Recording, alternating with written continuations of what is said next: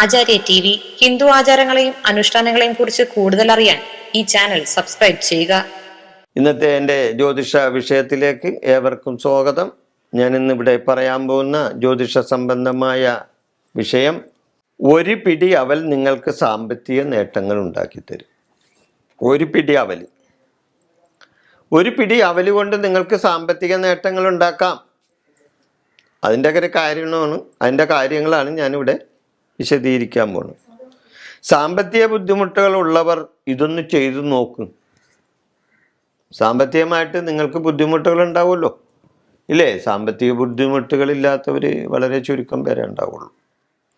അപ്പോൾ സാമ്പത്തികമായിട്ട് ബുദ്ധിമുട്ട് അനുഭവിക്കുന്നവർ ഇതൊന്ന് ചെയ്തു നോക്കിയാൽ നിങ്ങൾക്ക് തീർച്ചയായിട്ടും ആ സാമ്പത്തിക ബുദ്ധിമുട്ടിൽ നിന്നൊരു കരകയറ്റം എൻ്റെ ഈ ജ്യോതിഷ സംബന്ധമായ വിഷയം കേട്ടാൽ നിങ്ങൾക്കുണ്ടാകുമെങ്കിൽ എനിക്ക് വളരെയധികം അതിൻ്റെ കാര്യത്തിൽ തൃപ്തിയാകും. അപ്പം നിങ്ങളൊന്ന് ശ്രമിച്ചു നോക്കൂ, ചിലപ്പോൾ നടക്കും, ചിലപ്പോഴല്ല, അത് നടക്കും. 7 വ്യാഴാഴ്ച അടുപ്പിച്ച് കൃഷ്ണക്ഷേത്ര ദർശനം നടത്തണം നിങ്ങൾ. അതിനെന്താ ചെയ്യേണ്ടത്? 7 വ്യാഴാഴ്ച അടുപ്പിച്ച്, ആണുങ്ങൾക്കാണെങ്കിൽ 7 വ്യാഴാഴ്ച അടുപ്പിച്ച് പോകാം, കൃഷ്ണൻ്റെ ക്ഷേത്രത്തിൽ പോകാം. പെണ്ണുങ്ങൾക്ക് 7 വ്യാഴാഴ്ച അടുപ്പിച്ച് പോകാൻ പറ്റില്ലല്ലോ.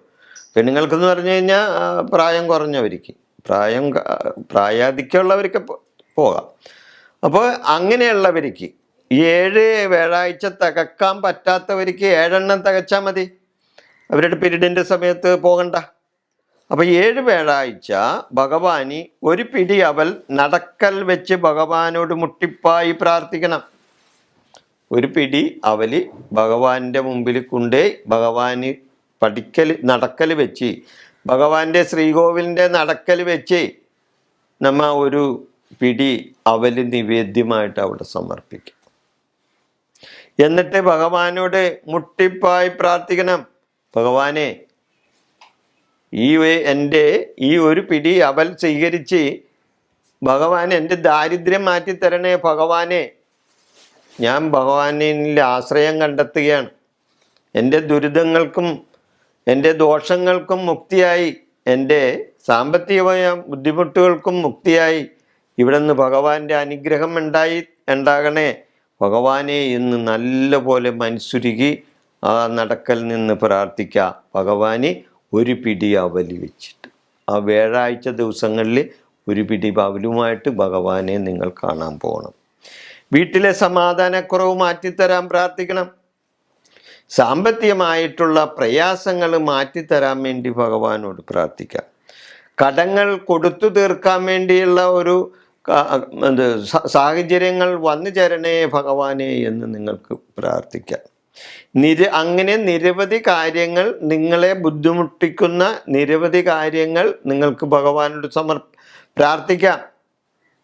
തീർച്ചയായിട്ടും അതിന് ഭഗവാൻ ആ ഒരു പിടി അവൽ സ്വീകരിച്ച്, ഭഗവാന് ഏറ്റവും ഇഷ്ടപ്പെട്ടതാണ് അവൽ നിവേദ്യം. അപ്പോൾ ആ അവൽ നിവേദ്യം ഭഗവാൻ ഏൽക്കും.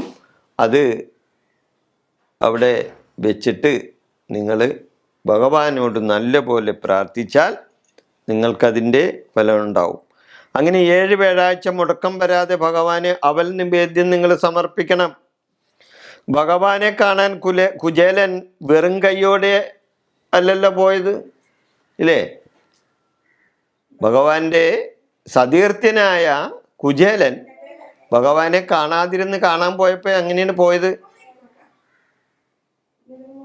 വളരെ നാളായിട്ട് ഭഗവാനെ കാണാതിരുന്ന് പോകാൻ പോകുന്ന ഞാൻ എങ്ങനെ പോകും? എൻ്റെ കയ്യിൽ ഒന്നുമില്ലല്ലോ ഭഗവാന് തരാൻ എൻ്റെ കയ്യിൽ ഒന്നുമില്ലല്ലോ എന്ന് കുചേലൻ തൻ്റെ പത്നിയോട് പറഞ്ഞപ്പോൾ ആ പത്നി, കുചേലൻ്റെ ഭാര്യ, കുചേലൻ്റെ കയ്യിൽ ഒരു പിടി അവല് കൊടുത്തു വിട്ടു.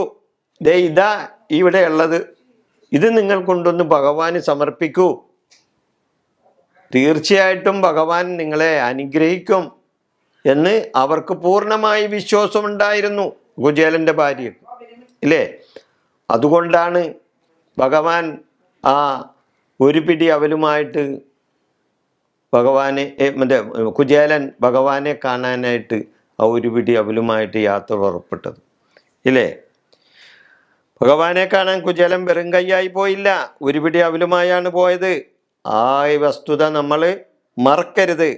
നമ്മുടെ പ്രയാസങ്ങൾ പറയണം. എനിക്ക് മറ്റൊന്നും തരാനില്ല ഭഗവാനെ, ഈ ഒരു പിടി അവലാണ് ഭഗവാന് സമർപ്പിക്കാനുള്ളത്.